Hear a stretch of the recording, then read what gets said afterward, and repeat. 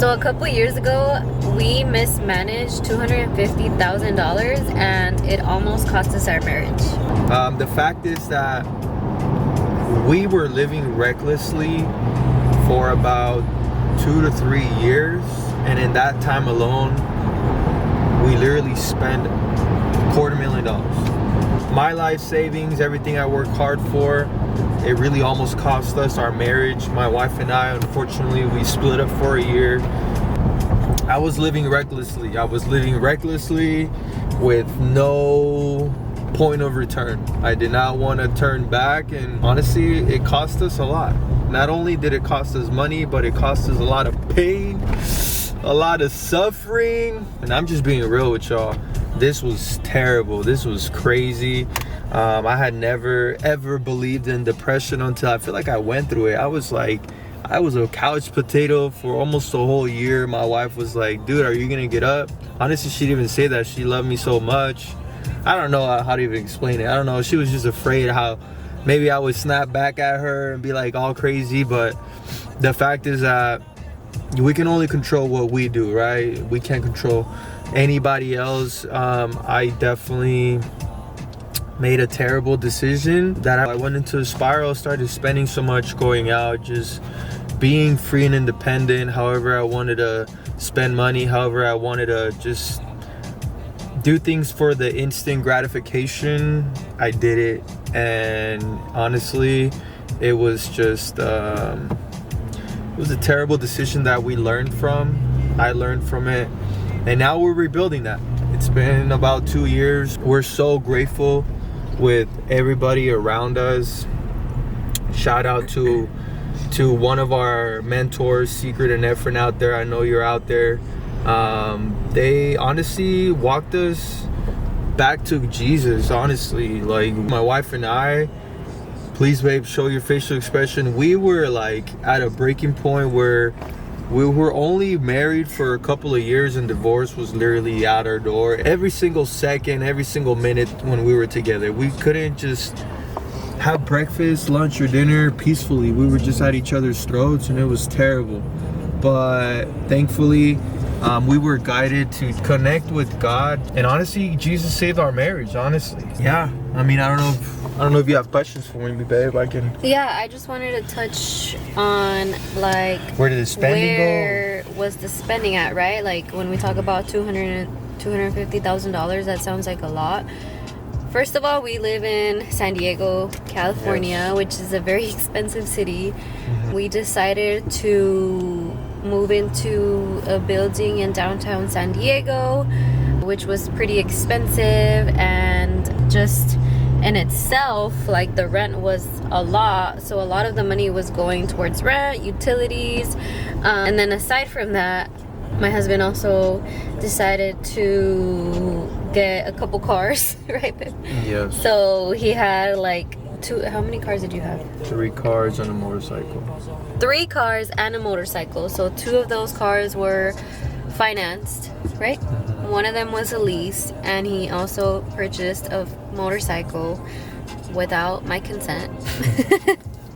I remember he came home with the motorcycle, and I was just like, yeah, it was not a pleasant surprise. But anyways, a lot of that money was going towards those payments, right? It was a good deal. Just FYI, it was a good deal. Okay. And I think just in a relationship and marriage, if you're not married, you know, living with your partner, you always have to talk about finances, right? It's always good to come up with a budget, just to talk about money in general. Like, you should be able to know how much you guys both make, how much is you're spending, and be organized. And that's something that we weren't doing since the beginning, so that really cost us a lot of stress, financial stress, all kinds of stress. And that is just something that I wanted to touch on. So where else was the money going, babe? Realistically, I just started picking up like the habit of drinking. I started going to the bars, I started going out to clubs, and those nights were a couple $1,000 nights for no reason. I guess when you have that money in your bank account, you feel like you just have that, I don't know, like you can do it. so you do it, you know, why not spend it? But little by little, 2 years later down the road, you know, like, I still haven't changed. I'm still going out, I'm still doing all of that, and all of my money just was going down. I remember when my account hit right under $100,000, I started to panic. I was like, dude, what the heck just happened to $150,000 that I had just saved up? Like, this was here like a year ago, and I still didn't learn. You know what I mean? Like, I said, you know what, I'll figure it out. I got 100,000, I'll be all right. But the truth was that I just started traveling, moved into a different apartment, my rent went up. I was living with 2 coworkers. Our rent together was about almost $6,000 a month in downtown San Diego, and it came with more expenses, you know. Unfortunately, we were just having parties, we were having people over, which means alcohols ain't cheap, guys, you know that. $100 bottles, then you go to the clubs, $1,000 bottles. Just terrible habits, honestly. And I was just mismanaging that. Everything that I was taught when I was younger, like, I don't know if you guys ever had that grandparent or grandma, grandpa that was like in the Hispanic community, is like, a man is always supposed to have money in his pocket, you know? That was my grandma for me. So I was always ready to grind, ready to get to work, and always have money in my pocket. And that mentality left the room for those 2 years. I was like, I do got money in my pocket, but it was just gone. Now, after that, I had no money in my pocket. You know what I mean? So yeah, I just wanted to share that. Honestly, it was pretty bad. And also it was pretty sad for us because we went through a lot together. There was a lot of pain, unfortunately, a lot of damage, but we're just a miracle, straight up.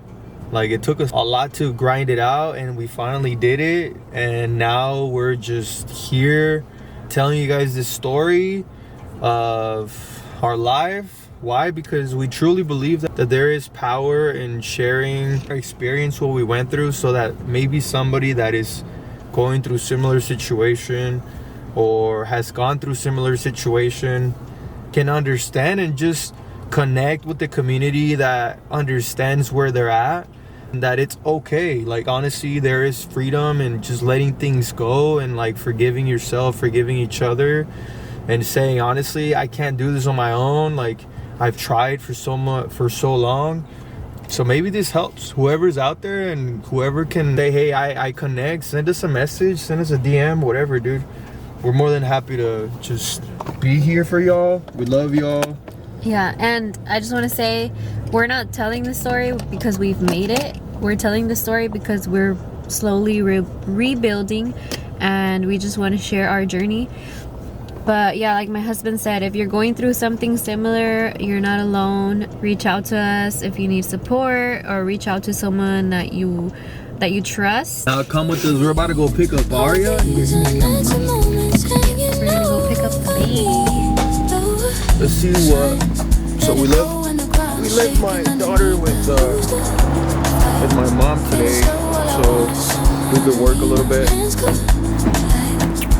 We're coming in right now. Miss her so much, not gonna lie. But it really does help to just take a couple hours to ourselves. Make sure everything works. I love it. Welcome. Who do we got right there? ¿Qué seguirá? Comiendo, como siempre. Claro que sí. Ay, qué rico. Comiendo con la abuela. Saluda a la cámara, corazón. Chocolate.